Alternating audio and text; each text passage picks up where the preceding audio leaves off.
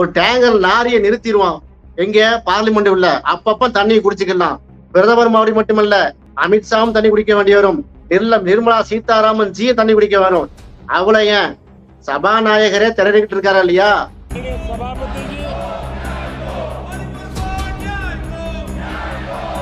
அதுக்குதான் மணிப்பூர் கத்துனாங்க. மணிப்பூருக்கு ஏன் போகவில்லை? இப்ப மாதிரி போகட்டுமே, இத்தனை வருஷமா போகவில்லை.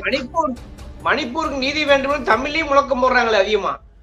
ஆமா போட்டாங்க, நீதி வேண்டும் நீதி வேண்டும், மணிப்பூருக்கு நீதி வேண்டும். நம்ம தான் அங்க இருக்கிறதுக்கு வாய்ப்பு இல்லாம இருக்கு.